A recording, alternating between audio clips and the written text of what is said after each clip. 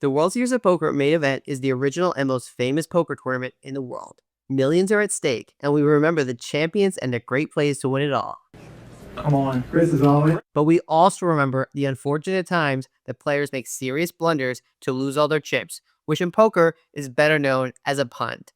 In this video, I'll walk through the top 5 punts that have occurred on video in the history of the World Series of Poker Main Event. At number 5, we have Eric Molina. In the 2006 World Series of Poker Main Event, he reached the top 40, but perhaps even more impressive, he made eventual winner Jamie Gold look calm and reasonable by comparison. Besides getting into an argument here where he threw a chip at Jamie, he had a habit of doing a bad impersonation of Prince Joffrey from Game of Thrones when he frequently insulted players after he busted them. Terrible call. Just because you're losing, that's fine. The karma police and his own ego would catch up to Molina in this hand where he defends 7-6 of clubs against a raise and went to a flop of 8-5-3 all spades. Molina has 7 high but an open-ended straight draw and chose to lead with an overbet. It's a bad bet, but at least defensible as a semi-bluff. However, his opponent sniffs out that the overbet represents weakness and puts Molina all in. This hand should now obviously be over, since with 3 spades out there, Molina could be drawing dead to a made flush. With 7 high, he's always behind, and even if he makes a straight, another spade would mean that any spade beats him. If Molina had himself moved all in, it would still be questionable on a 3-spade board, but at least defensible as a bluff. As a call, this is a massive punt, and it's made even more massive by the fact that only 31 people remained in one of the biggest prize pools ever. If Molina had folded here and let a few more people bust ahead of him, his prize would jump over $150,000. But instead he decides to gamble, using his own words, and ended up busting out of the tournament with 7 high, much to the enjoyment of eventual winner Jamie Gold. At number 4, we have Brandon Cantu in the 2008 World Series of Poker. Cantu was a top pro at the time, but this is an era which predates solvers, where some players had figured out that people didn't 3-bet bluff enough, but they hadn't figured out which hands were best to use as bluffs. As a hint, it's not 10-5 offsuit, but that's the hand that Cantu 3-bet here. He comically runs straight into pocket rockets, which pushes all in, causing Cantu to go on a long monologue where he makes himself out to be some sort of poker genius for 3-betting 10-5 offsuit. In defense of Cantu, he thinks the pot is big enough that he's priced in against a hand like ace-king, but it's still probably a fold against this strong cold 4-bet shove, and he shouldn't have put himself in this spot in the first place. But he ends up calling and seems optimistic that he'll win anyway. I can run really good, just to warn everybody.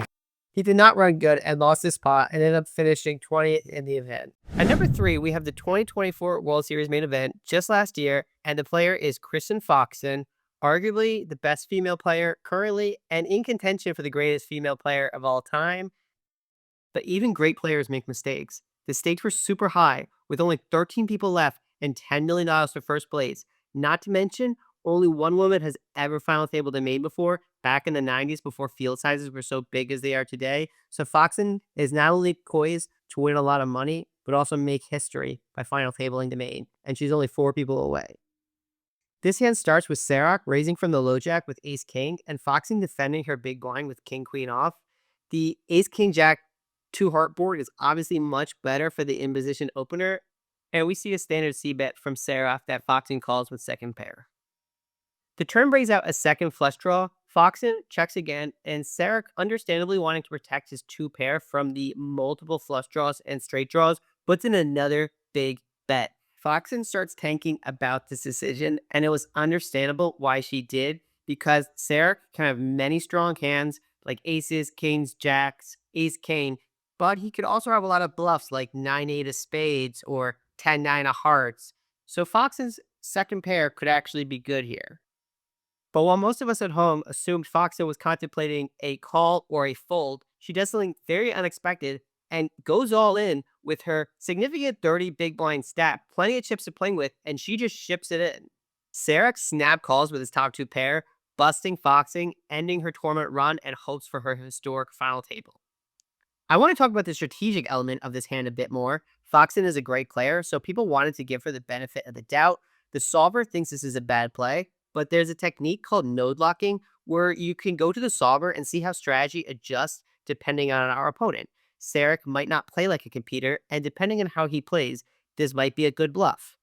About half my YouTube videos on this channel touch on topics like solver deep dives and node locking, and I've closely looked at this hand, and it's still a punt unless you make some assumptions that I would consider silly.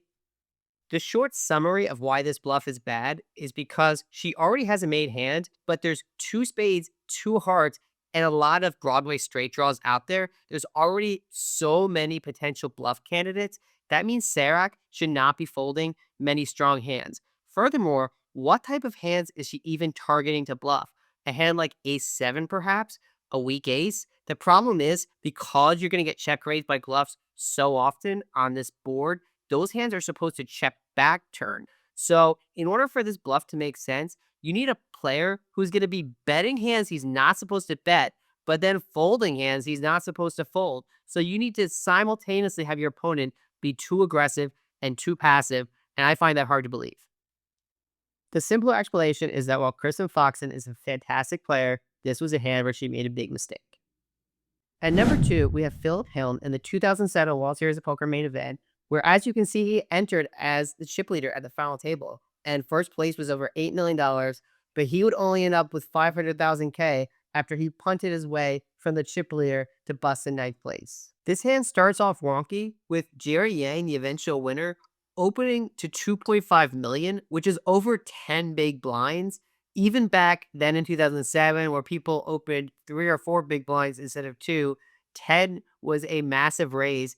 And we now know, based on some solver exploration, that facing massive pre-flop raises, you should 3-bet or fold. Well, King Queen off is usually a very good hand, if not great hand.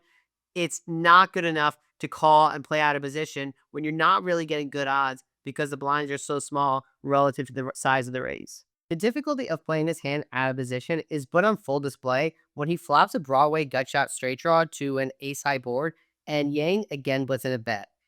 I don't hate calling here, but it's very thin, and you are at the final table of the main event with millions of dollars in pay jumps. So I would skip these thin spots and just simply fold king queen off here.